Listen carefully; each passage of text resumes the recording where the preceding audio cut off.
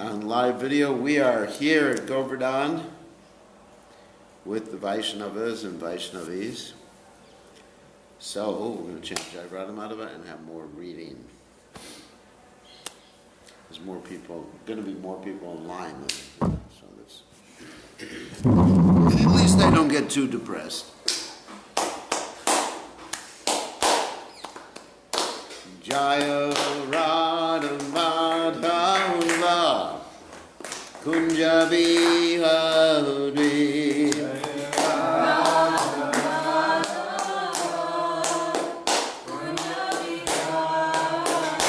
Jaya Radhamadhava Kunja Bihari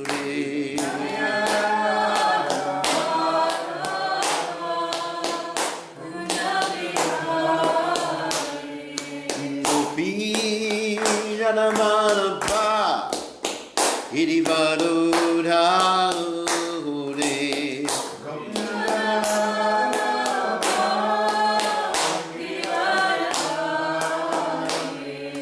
Nopi Janamanapa Idivadudhaure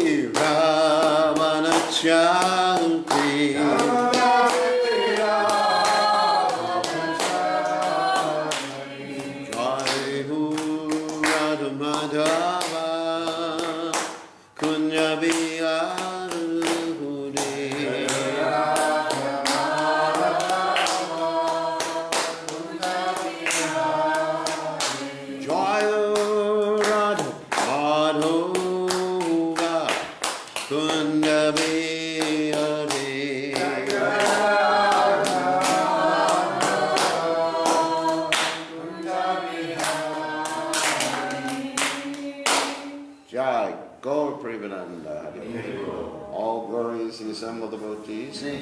All glorious the assembled devotees. All glorious the assembled devotees. All glorious to Shri Guru and Gauranga Shadabhopad Vijay. So we will continue reading from the Sri Caitanya Charitamrita about Lord Chaitanya Mahaprabhu's visit to Vrindavana.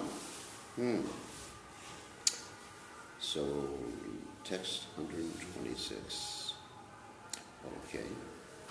So here the people, just to bring us up to date, Om Gana Timirandasha, Ganan Janash Lakaya Chakshur and Mritam Yena Tasmai Shigurave Namaha.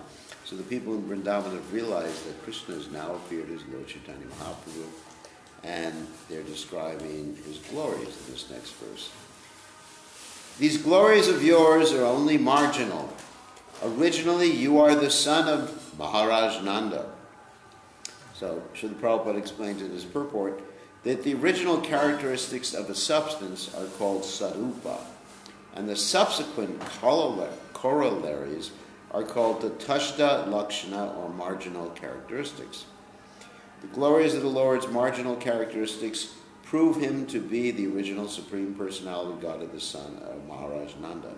As soon as one understands this, one accepts Sri Chaitanya Mahaprabhu as the Supreme Personality of Godhead, Lord Shri Krishna.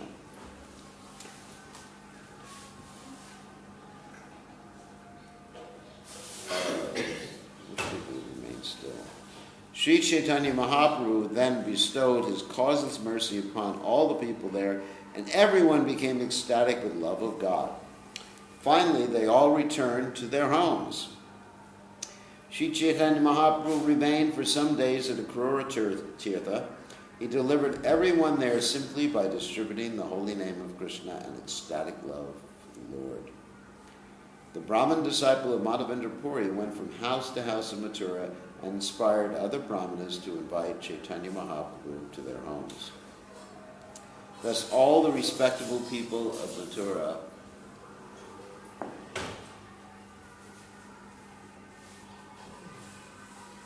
it's nice if everybody's quiet during the class. I guess I don't expect that. So thus all the respectable people of Mathura, headed by the Brahmanas, came to Balabhadra Bhattacharya and extended invitations to the Lord. In one day, 10 to 20 invitations were received, but Balabhadra Bhattacharya would only accept one of them. Since everyone did not get an opportunity to offer invitations to Sri Caitanya Mahaprabhu personally, they requested the Sanodia Brahmin to ask the Lord to accept their invitations. The Brahmanas from different places, such as Kanya-Kubja in South India, who were all strict followers of the Vedic religion, offered invitations to Sri Caitanya Mahaprabhu with great humility. In the morning, they would come to Akrura Tirtha and cook food. After offering it to the Shalagram Shila, they offered it to Sri Caitanya Mahaprabhu.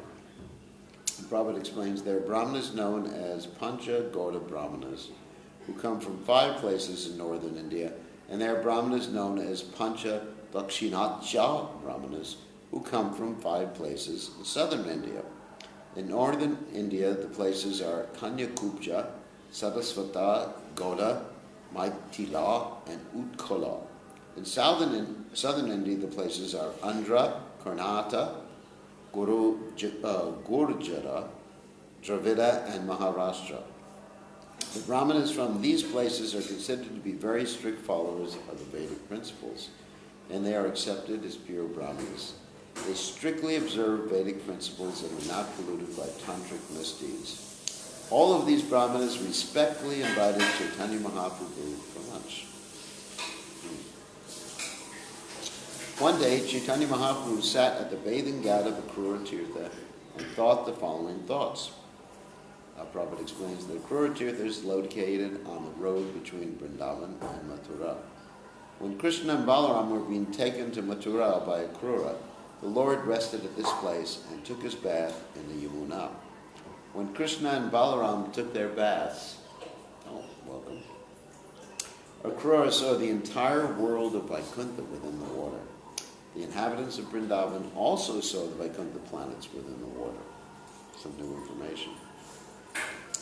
Sri Caitanya Mahaprabhu thought, at this bathing place, Akrura saw Vaikuntha, the spiritual world, and all the inhabitants of Braj saw Goloka Vrindavan.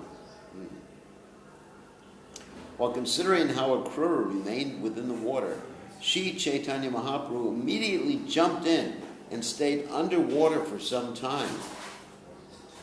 When Krishna saw that Caitanya Mahaprabhu was drowning, he cried and shouted very loudly. Balabhadra Bhattacharya immediately came and pulled the Lord out. After this, Balabhadra Bhattacharya took the Sanodya Brahman to a secluded place and consulted with him. Balabhadra Bhattacharya said, since I was present today, it was possible for me to pull the Lord up. However, if he starts to drown at Vrindavan, who will help him? Now there is a crowd of people here, and these invitations are causing much disturbance.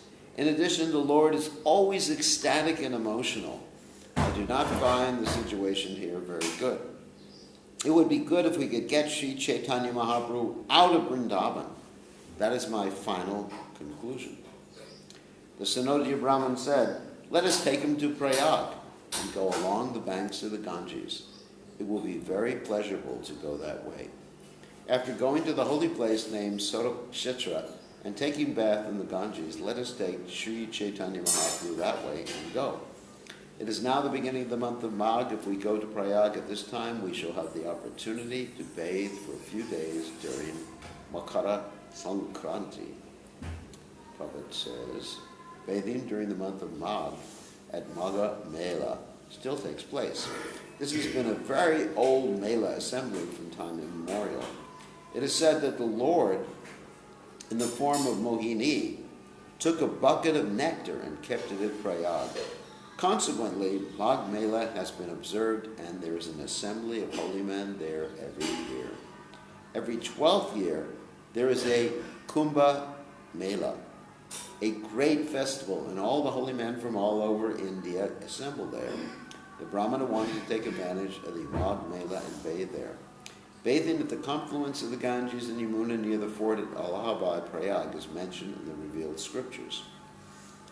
If one goes to Prayag and bathes at the confluence of the Ganges and the Yamuna in the month of Magh, he attains the results of giving hundreds and thousands of cows in charity. Simply by bathing for 3 days there, he attains the results of such a pious activity. Wow. Because of this, the Sanoja Brahmin was very eager to go to Prayag and bathe.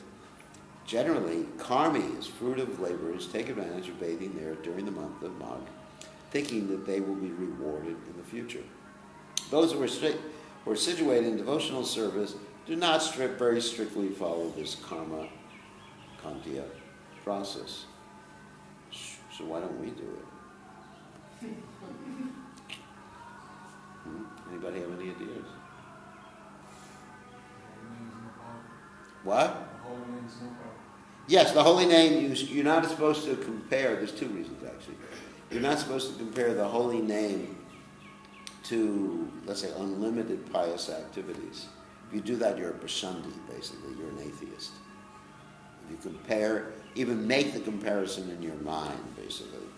Another thing is that all these holy places are present in Braj. In fact, there's a place in Braj called the Triveni. Has anyone been there? No? No one's been to the Triveni. It's right near Lakshman Jula. It's on a hill. It's actually a very beautiful place. It's called Triveni. Lakshman Jula, there's a bridge there. There's supposed to be, actually it's a natural bridge. And all the holy places, the origin of all the holy places is right here.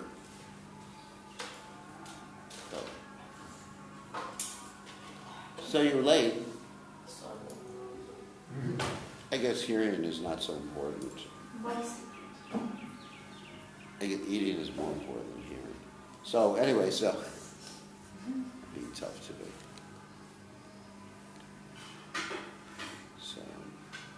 Anyway, so the Sanoja Brahmin wanted Chaitanya to go there. He said, "Tell the Lord of the happiness you will feel via traveling on the banks of the Ganges." Balabhadra Bhattacharya therefore submitted this prayer to Sri Chaitanya Mahaprabhu. But Balabhadra Bhattacharya was not tricky. He said to the Lord, "I can no longer tolerate the disturbance of the crowd. People are coming one after another to offer invitations. Early in the morning, people come here, and not seeing you present, they simply tax my brain.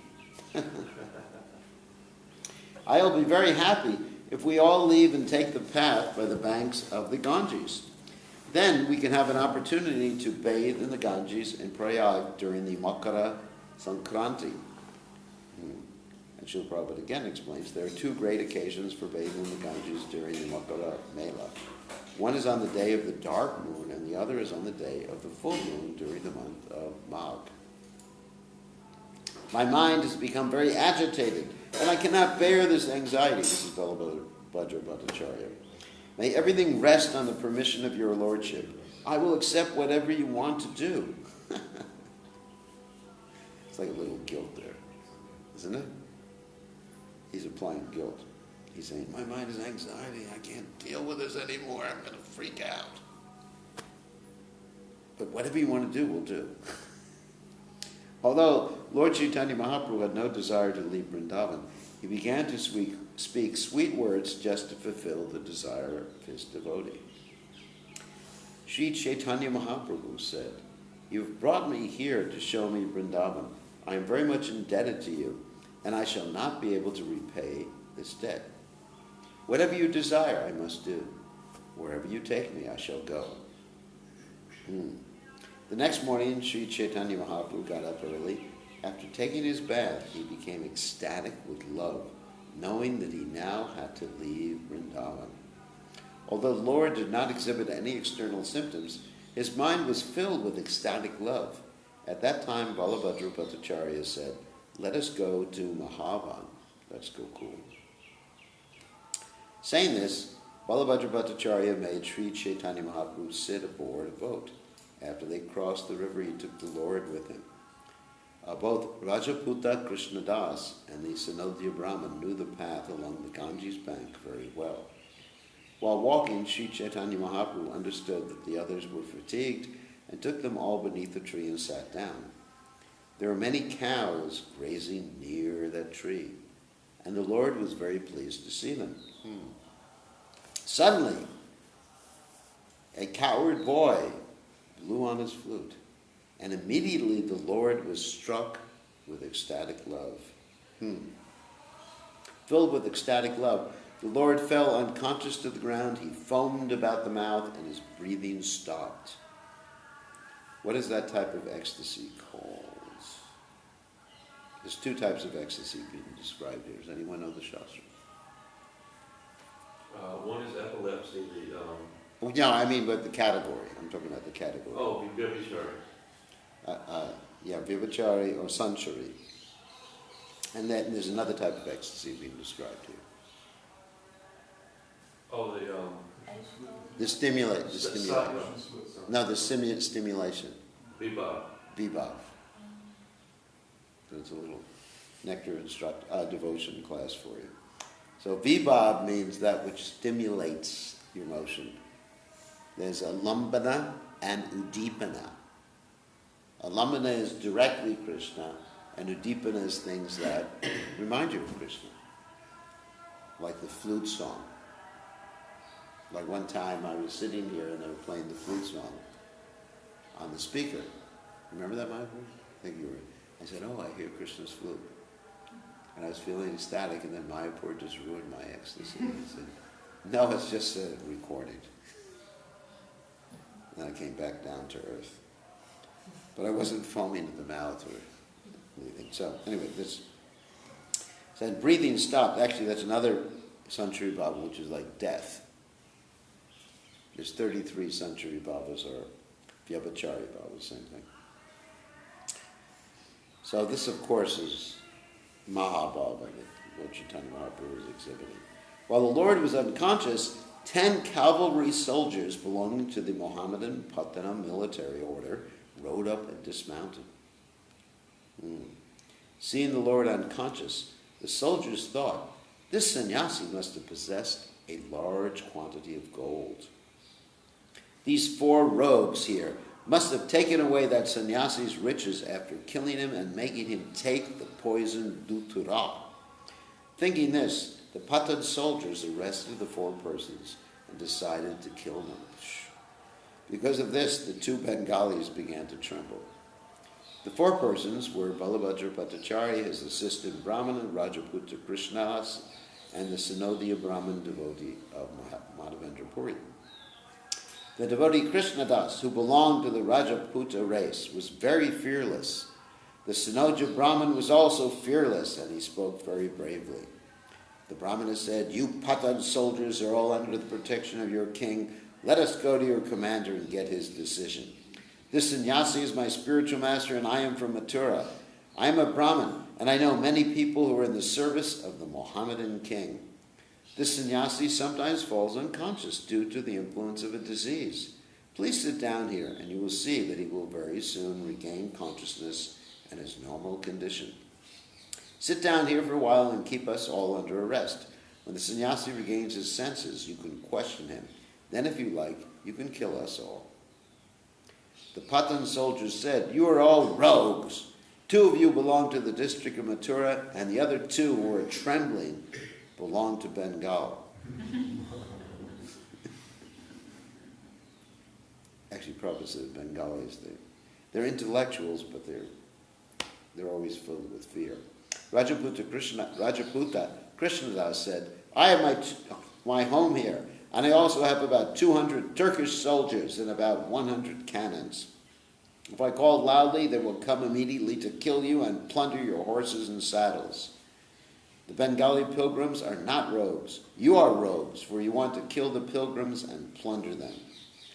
Upon hearing this challenge, the Patan soldiers became hesitant. Then suddenly Sri Chaitanya Mahaprabhu regained consciousness. Coming to his senses, the Lord very loudly began chanting the holy name, Hari, Hari. The Lord raised his arms upward and began to dance in ecstatic love. When the Lord shouted very loudly in ecstatic love, it appeared to the Mohammedan soldiers that their hearts were struck by thunderbolts. Seized by fear, all the Patan soldiers immediately released the 4 persons. Thus, Sri Chaitanya Mahaprabhu did not see his personal associates arrested. At that time, Balabhadra Bhattacharya went to Sri Chaitanya Mahaprabhu and made him sit down. Seeing the Mohammedan soldiers, the Lord regained his normal senses. All the Mohammedan soldiers then came before the Lord, worshipped his lotus feet, and said, "Here are 4 rogues. These rogues have made you take Duttara. Having made you mad, they have taken all your possessions." Sri Chaitanya Mahaprabhu then said, "These are not rogues, they are my associates. Being a sannyasi beggar, I do not possess anything. Due to epilepsy, I sometimes fall unconscious. Out of their mercy, these 4 men maintain me." Among the Mohammedans was a grave person who was wearing a black dress. People called him a saintly person. The heart of that saintly person softened upon seeing Sri Chaitanya Mahaprabhu. He wanted to talk to him and establish the impersonal Brahman on the basis of his own scripture, the Quran. When that person established the impersonal Brahman conception of the absolute truth on the basis of the Quran, Sri Chaitanya Mahaprabhu refuted his argument.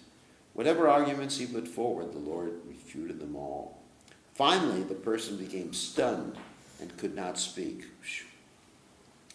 Sri Chaitanya Mahaprabhu then said, "The Quran is certainly established impersonalism, but at the end it refutes that impersonalism and establishes the personal God. The Quran accepts the fact that ultimately there is only one God.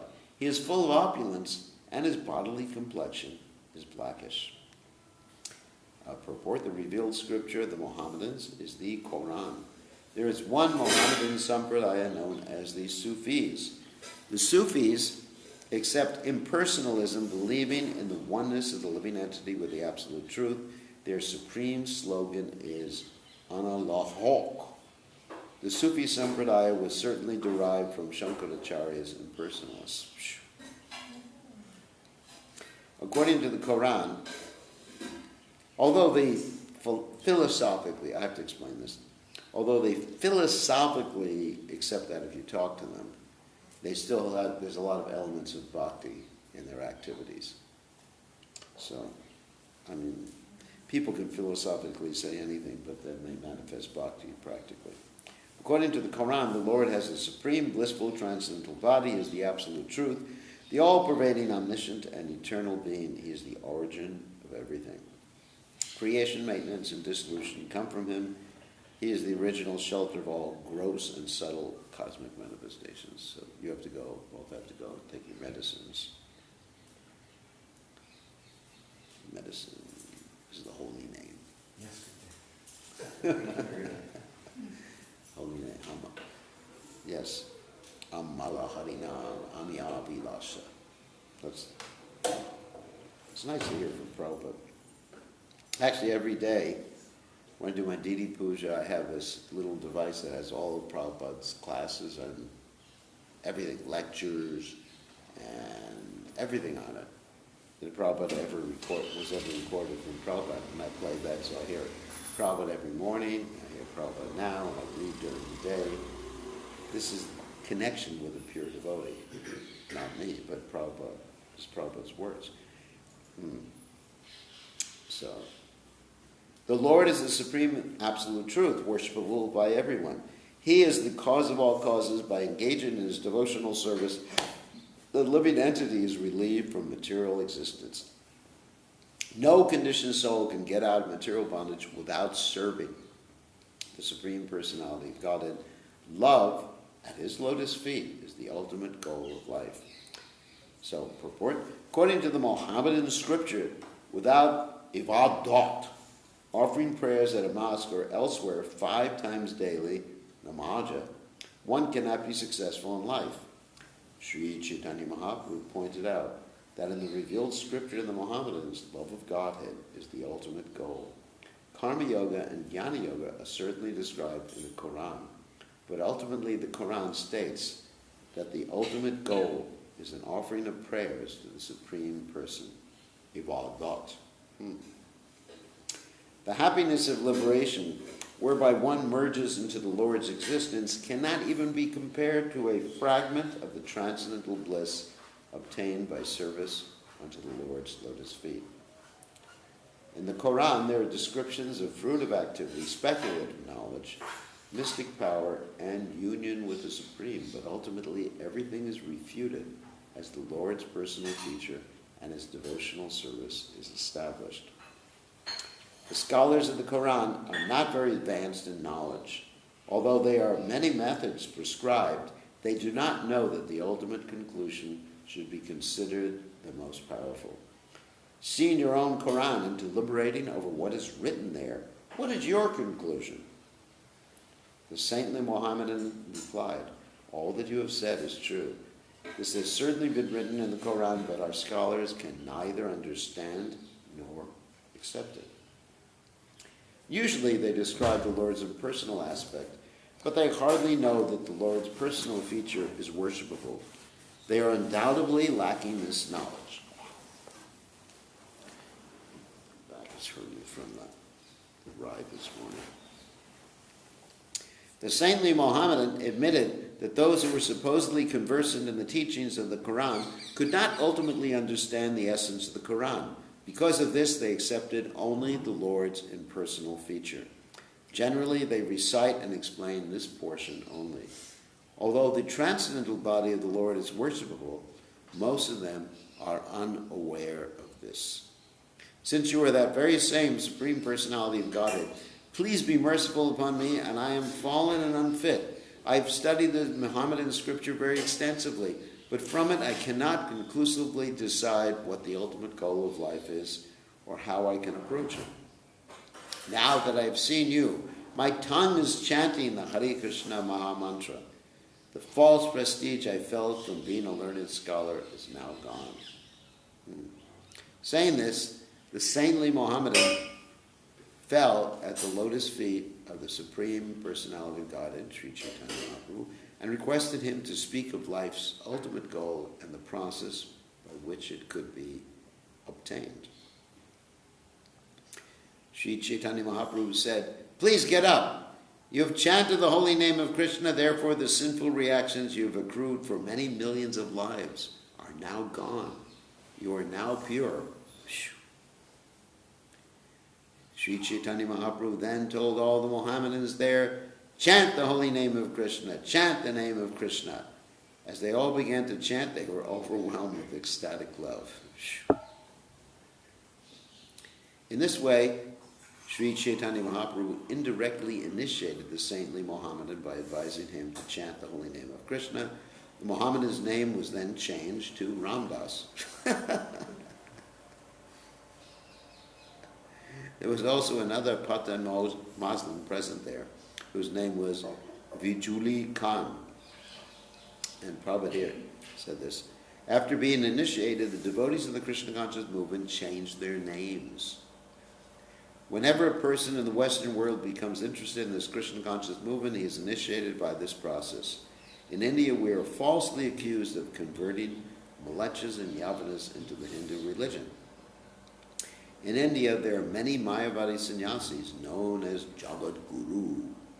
Although, we have one here. Right, Jagat Guru? What? I missed that. Prabhupada said there's many Mayavadi sannyasis in India known as Jagat Guru. Even though they don't leave the village. Yeah. Although they have hardly visited the whole world, some are not even sufficiently educated, yet they make accusations against our movement and accuse us of destroying the principles of the Hindu religion by accepting Mohammedans and Yavanas as Vaishnavas. Such people are simply envious. We are not spoiling the Hindu system of religion, but are simply following the footsteps of Sri Caitanya Mahaprabhu. by traveling all over the world and accepting those who were interested in understanding Krishna as Krishnadas or Ramdas. By the process of bona fide initiation, their names are changed. So it's very important to change one's name at the time of initiation. All right. Vijuli Khan was very young, and he was the son of the king. All the other Mohammedan Pathans, headed by Ramdas, were his servants. Vijuli Khan also fell down at the lotus feet of Sri Chaitanya Mahaprabhu, and the Lord placed his foot on his head. Bestowing his mercy upon them in this way, Sri Chaitanya Mahaprabhu left all the Pathan Mohammedans, then became mendicants. Those are took sannyas. Later, these Pathans became celebrated as the Pathan Vaishnavas. They toured all over the country and chanted the glorious activities of Sri Chaitanya Mahaprabhu. Wow. Vijuli Khan became a greatly advanced devotee, and his importance was celebrated at every holy place of pilgrimage. In this way, Lord Chaitanya Mahaprabhu performed his pastimes coming to the western part of India. He bestowed good fortune upon the Yavanas and Malechas. The word Yavana means meat eater. Yuck. Anyone from a meat-eating community is called a Yavana. One who does not strictly observe the Vedic regulative principles is also called a Mlecha. These words do not refer to any particular man. If a person is born in a Brahmin, Kshatriya, Vaishnava, or Shudra family, he is a Mlecha or Yavana if he does not strictly follow the regulated principle, or if he eats meat. Sri Chaitanya Mahaprabhu next went to the holy place of pilgrimage called Sorokshetra.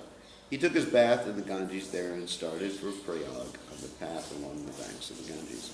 At Sorokshetra, the Lord requested the Sanoja Brahman and Rajaput Krishnadas to return home, but with folded hands they began to speak as follows. They prayed, "Let us go to Prayag with you. If we do not go, then we again get the association of your lotus feet. This country is mainly occupied by Mohammedans.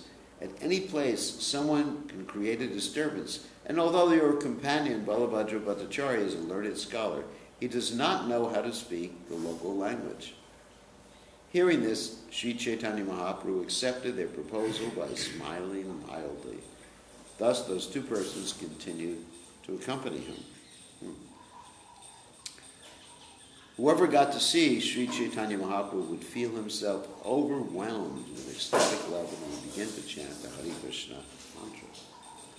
Whoever met Sri Chaitanya Mahaprabhu became a Vaishnava, and whoever met that Vaishnava also became a Vaishnava. In this way, all the towns and villages, one after the other, became Vaishnava. Just as the Lord inundated South India on his tour there, he also inundated the western part of the country with love of God. Purport. According to some opinions, Sri Chaitanya Mahaprabhu visited Kurukshetra while going to Prayag from Vrindavana. There's the temple of Bhadrakali in Kurukshetra, and near that temple there is a temple containing the deity of Sri Chaitanya Mahaprabhu. Sri Chaitanya Mahaprabhu finally arrived at Prayag and for 10 successive days bathed in the confluence of the river Yamuna and Ganges during the festival of Makara Sankranti, it's the Magh Mela. Actually, the word Triveni indicates the confluence of 3 rivers, namely the Ganges, Yamuna, and Saraswati. Presently, the Saraswati River is not visible, but the river Ganges and the river Yamuna merge at Allahabad. Sri Chaitanya Mahaprabhu's visit to Vrindavan and his activities there are unlimited. Even Lord Shesh, who has thousands of hoods, cannot reach the end of his activities. What ordinary living being can describe the pastimes of Sri Chaitanya Mahaprabhu? I've only indicated the general direction in the form of codes. The pastimes and methods of Sri Chaitanya Mahaprabhu are uncommon. Unfortunate is he who cannot believe even after hearing all these things. From beginning to end, the pastimes of Lord Chaitanya Mahaprabhu were uncommon. Just hear them with faith and accept them as true and correct. Whoever argues about this is a great fool. He intentionally and personally brings the thunderbolt down upon his head. The pastimes of Lord Chaitanya Mahaprabhu are an ocean of nectar. Even a drop of this ocean can inundate the whole world with transcendental bliss. Praying at the lotus feet of Sri Rupa and Sri Raghunath Das, always desiring their mercy. I, Krishna Das, narrate Sri Caitanya Charitamrita, following in their footsteps. Thus end the Bhaktivedanta purports to Sri Caitanya Charitamrita Madhya Lila, 18th chapter, describing the Lord's visit to Sri Vrindavana and his conversion of the Mohammedan soldiers on the way to Prayag. So I'll end this for this evening. So any questions? Anyone have any questions? Yes. With Kurukshetra, why was it like in the first verse or the first chapter of the Bhagavad Gita? Kamikshetra, Kurukshetra, Sapaveta, Sava. So why was it already considered a holy place? There's a whole history in the Puranas. There's a king, and I don't remember all the different details. There was a king who got some benediction that anyone who died there, he'd go back to God and things like that. There's a complete history there. Yeah. So it's already a holy place. Yeah. I think somewhere it was also stated that the river Saraswati flowed close by as well. I haven't read that. That's possible. But the river Saraswati is basically non-existent right now. And it's been picked up by satellite imagery. Did you know that? Not the river, but the old riverbed. So, and then, this is interesting, because you got these two older rivers, the Indus and the Saraswati. And originally, the archaeologists and anthropologists discovered all these civilizations along the Indus River. Then they saw the Saraswati with the satellite imagery, and then they dug around there and they discovered more civilizations that were over 5,000 years old. So it's sort of verifying the statements in the Vedic literatures. It's interesting. Okay, any other questions? Yes. I just wanted to find out about Quran, because I've heard that Quran was kind of man-made literature. Well, actually, it's like the angel Gabriel. Anyway, he was speaking to Muhammad, and Muhammad was illiterate. So he spoke it again, and other people wrote it down, what he remembered. So, I mean, that's at least the story. And it's interesting with the Mormons, it was also the angel Gabriel came, and he spoke to Joseph Smith, and he gave him some gold tablets or something like that, and they haven't been able to find those tablets. This similar story then Mr. Smith, along with the other people who founded the Mormon Church, decided to have a lot of wives. Did you know that? He had I think it was the original founders of the Mormon Church, 2 or 3 generations, they had 20-something wives. It's good. Every man should have 3 or 4 at least. I'm just joking. Yeah, that's a joke. And so the Mohammedans too, actually it's interesting with Mohammed, they don't like actually being called Mohammedans. That's another point. Followers of the Islamic tradition. Like that. Muslims. But Mohammed is to be called, actually they don't like that word. It's like us being called Prabhudarians or something like that. Because I had some discussions with some Mohammedans, some Muslims, and they didn't like that, to be called like that. And actually, because they consider the name of Muhammad to be very sacred, and they're not allowed to make images of Muhammad. And actually, all the movies of Muhammad's, let's say, activities have been made, in one sense, from his perspective. You don't see him. I think there was one actor who was named Anthony Quinn. I don't know if you remember that, but they made a movie about Muhammad's life and everything he did, and all you saw was from his point of vision. Has anyone ever seen that movie? It's called The Message. What's that? The Message, is that the name of it? Maybe it's called The Message. I think it was called The Message, yeah. See, good memory. So you'd see things from when he entered Mecca, you'd actually see the horse and everything in front of him. You saw the movie, right? Oh, scholar. So, because they're not allowed to depict him at all. And then there were some Danish cartoonists. Anyone hear about this? Who made fun of him, and they made some funny. Actually, they depicted him as a terrorist, bomber. And then there were death threats against him. And anybody who depicts him, like, basically, you get a death threat against you. So, anyway, so what happened with Muhammad? He was originally in Mecca. And the word Mecca in the English language basically means a meeting place. You can say this is, Govardhana is a Mecca for Vaishnavas. So it's taking on a different meaning depending on the context. So he was living in Mecca, and they had something like 360 different idols there in this place that was later on called the Kaaba. And he really was opposed to that. He was into monotheistic philosophy. And they drove him out of Mecca. And he went to this other city called Medina. And basically he gathered his forces there. They accepted him. He gathered his forces by different means. One means was that he married there were actually all these tribes, and each tribe there was a chief, just like in Fiji. So he married the princess, or the chief's daughter, in all the major tribes around that area of Saudi Arabia. And that way he was able to get an alliance of all the tribes and become very powerful. Actually, that's quite Vedic. They used to do that in the Vedic system too. They would make alliances based on marriage. So anyway, so he married them, became very powerful, and then was later on able to defeat all the Meccan soldiers. And he returned to Mecca unopposed after he defeated the soldiers in the battlefield. And then he basically smashed all the deities, or idols, or whatever you want to call them, inside the Kaaba. And he described that the Kaaba is the house, that they circumambulate counterclockwise. He described that the Kaaba was the house of Abraham.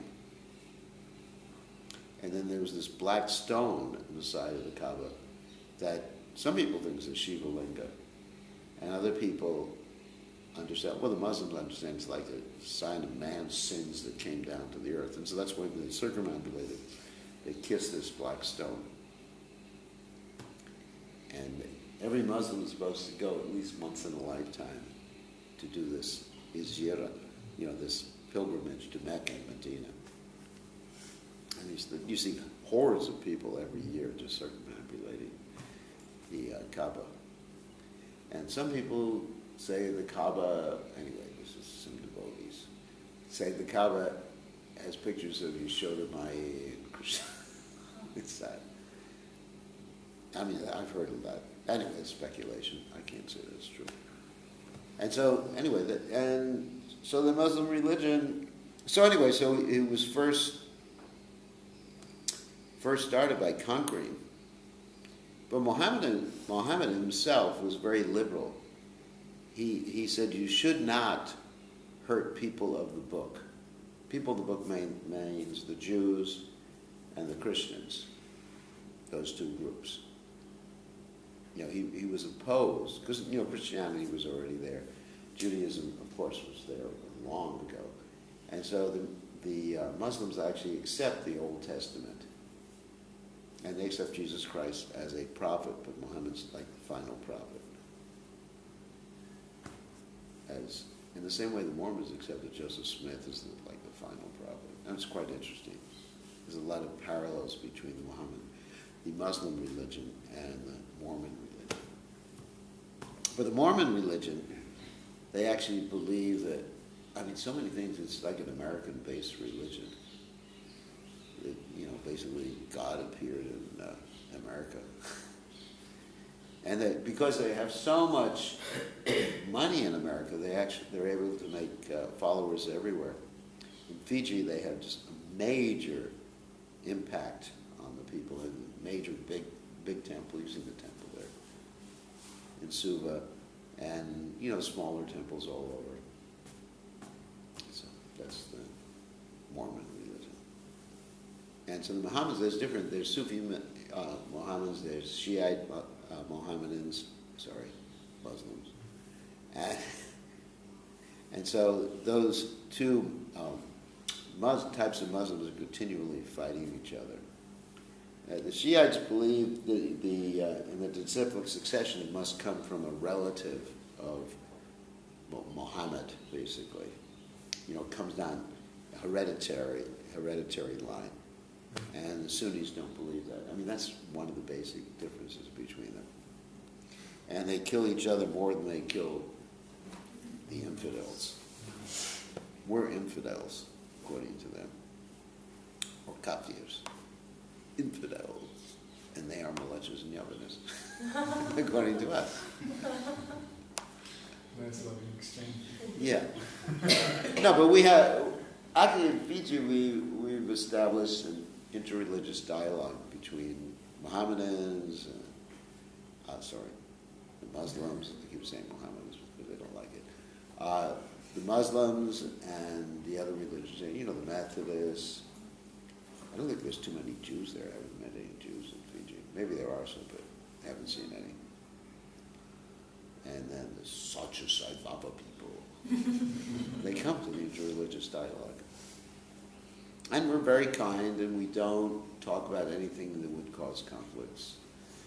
We don't say that your guru is not God, even though we don't think he's God. We may think he's something else. So we're very, we talk about common things, things that are of common interest to both groups or all the different groups. It's an interesting discussion. Rupanuga established that.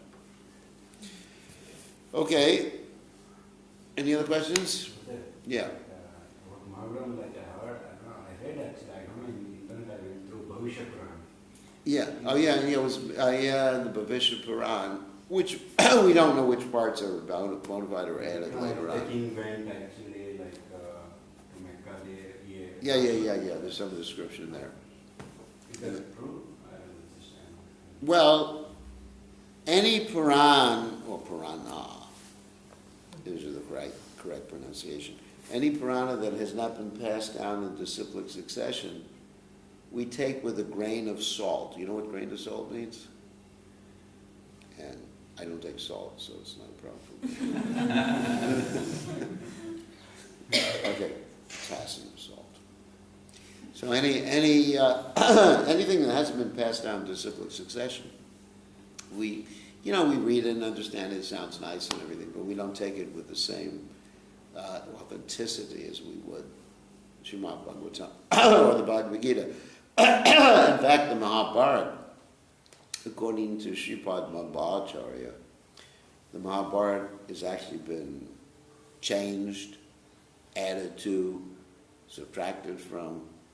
So there's like 80-something editions of the Mahabharata, and some of them differ quite substantially in different details, not the main story. I mean, there's always the Pandavas, there's always Draupadi, there's always the demons, Duryodhana, Karna, people like that. But exactly, I'm going to give you one instance. Exactly how Vyasadeva was born is described differently in different editions. Like Vyasadeva's father, of course, Parashara Muni.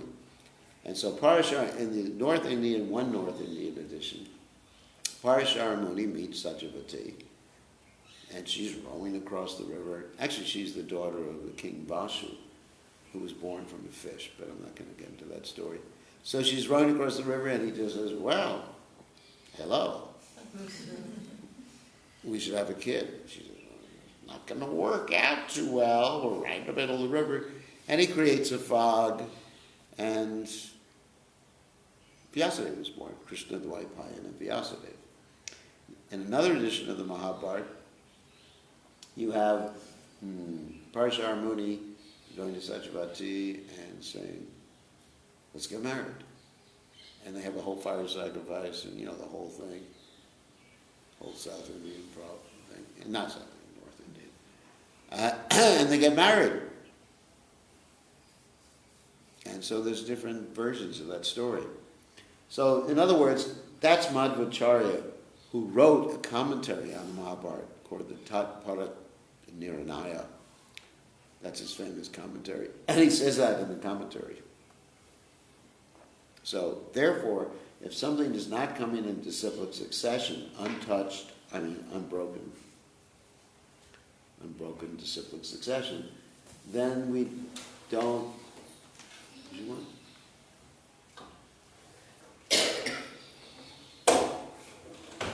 Accept it with the same level of authenticity as we do what's been given to us by Srila Prabhupada.